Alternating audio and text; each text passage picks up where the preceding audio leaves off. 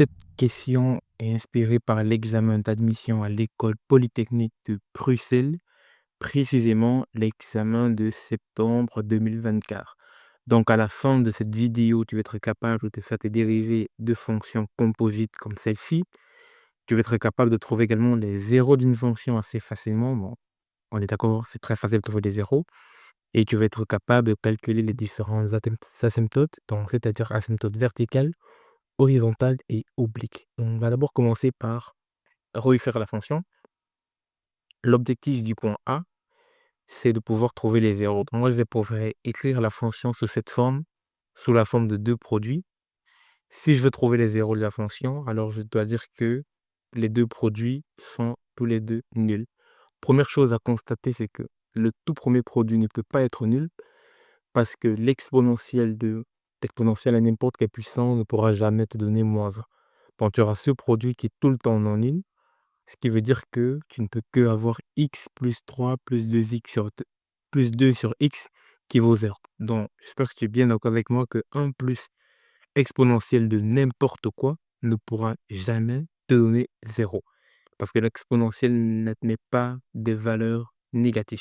Ok, donc je dois résoudre cette équation-ci. Qu'est-ce que je fais? Je peux multiplier tout par x. Si x est non nul, bien sûr, donc c'est vraiment en fait c'est pas vraiment une vraie condition, mais on va supposer que x est non nul ici pour ne pas avoir de soucis. Du coup, je multiplie tout par x. J'aurai x au carré plus 3x plus 2. Ensuite, pour résoudre ça, il y a plein de façons. Libre à toi de choisir la méthode qui t'arrange. Moi, je vais juste tout simplement factoriser. Ici, c'est une somme assez facile. Donc, dans cette forme, je dois chercher deux nombres tels que quand je les multiplie ensemble, j'obtiens 2. Et quand je les additionne ensemble, j'obtiens 3. Ces deux nombres sont bien évidemment 2 et 1. Donc, tu peux développer ce produit. Je pense que normalement, tu connais cette règle. Cette règle n'est pas suffisamment générale dans le cas où tu as une constante devant le x. Tu dois un peu simplifier la chose pour pouvoir appliquer cette règle-ci. Voilà. Donc, avec cette factorisation, je trouve que mes racines, c'est -2 et -1. Première question, assez simple. Trouver les racines de cette fonction. -2 et -1. Tu peux vérifier en plaçant x par -2 et x par -1. Cette fonction va bien s'annuler. Pour le point B, je dois calculer la dérivée de f. Donc, comme je t'ai dit au début, j'aime bien écrire des fonctions sous forme de produits et pas de fractions, parce qu'avec les fractions, la règle des dérivations est beaucoup plus compliquée, tandis que dériver un produit est toujours plus simple selon moi. Donc, si j'ai deux fonctions, g et h, on va dire que mon g, c'est ça, x plus 3 plus 2 sur x, que mon h, c'est 1 plus exponentielle de moins x à la puissance -1. Si je dérive le produit, j'aurai g de x fois h' de x plus g' fois h de x. Normalement, c'est pas le bon ordre. Normalement, on n'a pas le droit d'inverser, de dériver l'autre avant l'autre parce que des fois, tu as des fonctions qui ne commutent pas. Donc, mais ça, c'est en mécanique quantique. Si on fait des maths, les fonctions commutent ensemble, on s'en fout de l'ordre. Si j'applique cette règle, on l'appliquait rapidement, hein. Je dérive, je sais pas pourquoi ça va sonner de sonne, ça va cacher la vidéo. Je dérive cette fonction, donc je dérive x, j'obtiens 1, je dérive 3, j'obtiens 0, je dérive 1 sur x, j'obtiens moins 1 sur x au carré, le 2 reste là. Et je multiplie par ma fonction. Deuxième fonction, je garde celle-ci constante, je dérive ce qui est à l'intérieur, ça me fait moins expo de x, je multiplie par la puissance -1 et je réduis la puissance de 1.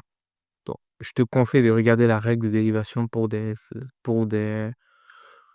fonctions composites. Donc, si tu as une fonction à la puissance quelque chose, je te conseille de regarder la règle, tu dérives l'intérieur, tu multiplies par la dérivation de l'intérieur et tu augmentes la puissance tu diminues la puissance de -1.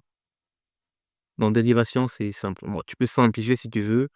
On m'a pas dit simplifier au maximum, donc je ne vais pas simplifier au maximum, je vais juste faire ça et c'est tout. Si on m'avait dit simplifier au maximum, je l'aurais fait. Si on m'a dit dérive, je dérive. Voilà.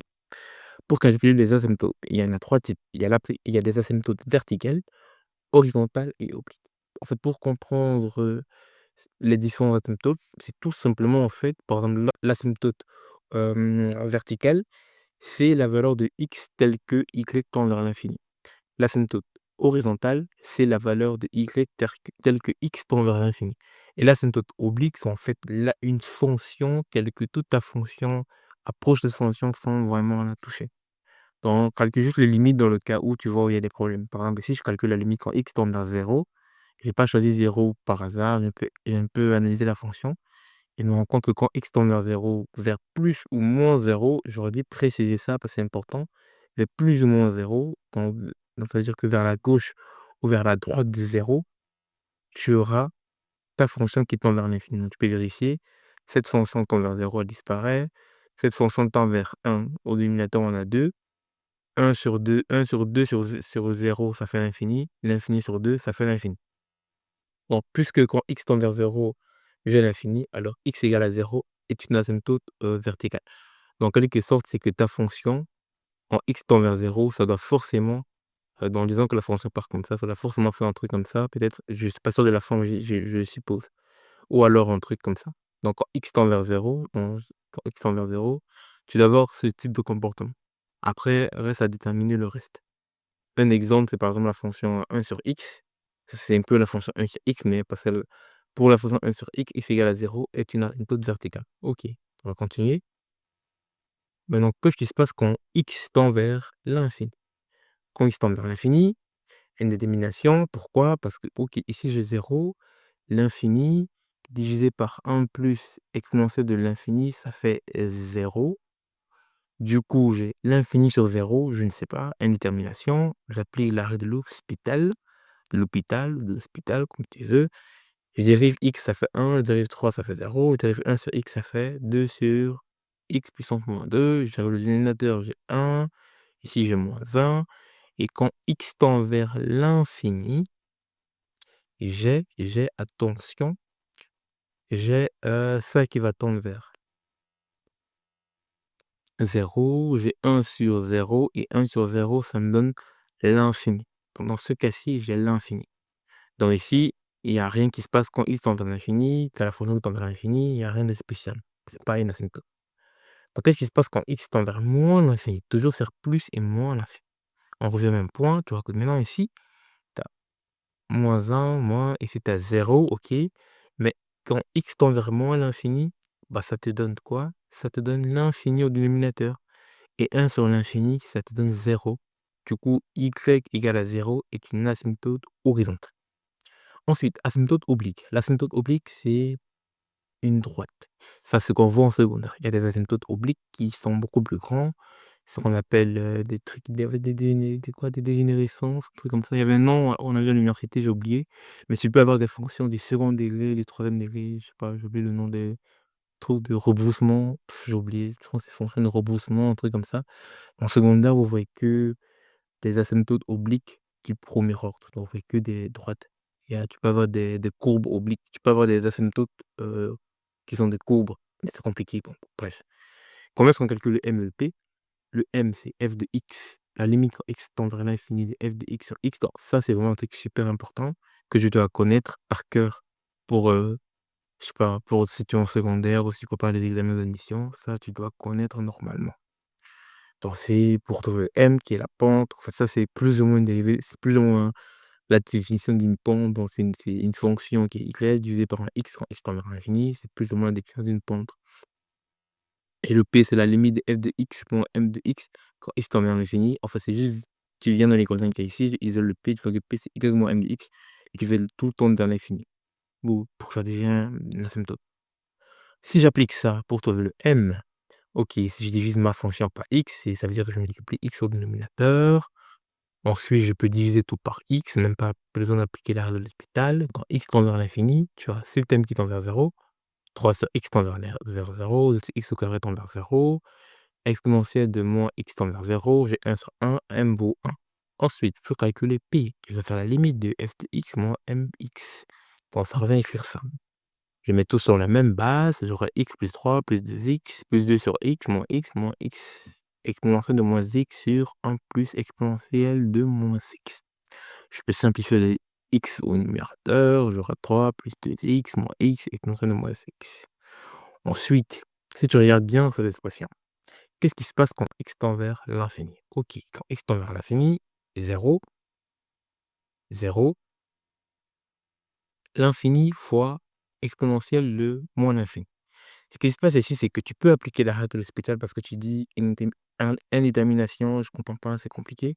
Ou alors tu te dis tout simplement que la fonction exponentielle de x a un taux d'accroissement qui est beaucoup plus grand, mais vraiment beaucoup plus grand que x, surtout quand x devient très grand. Ça veut dire que exponentielle de moins x va tendre beaucoup plus vite vers zéro que quand x tend vers l'infini. On appelle ça en fait le théorème des comparaisons. Si tu as une fonction qui est beaucoup plus croissante qu'une autre, alors quand la limite des deux va être le résultat de la fonction qui a un accroissement le plus rapide. Donc, globalement, cette fonction va tendre plus vite vers zéro que vers l'infini. Dans l'infini, tu auras zéro. Si tu veux, tu peux représenter cette fonction sur MATLAB, GeoGebra, n'importe quoi, un truc. Et tu vas voir que quand x tend vers l'infini, bah, cette fonction va d'office tendre vers zéro. Du coup, qu'est-ce qu'il me reste à la fin? Il me reste 3. Du coup, l'asymptote oblique, c'est 3 plus x.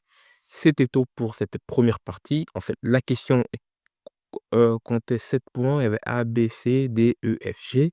J'ai juste fait A, B, C. On se retrouve pour la deuxième partie, probablement celle-ci. C'était Libril. Salut, bonne chance.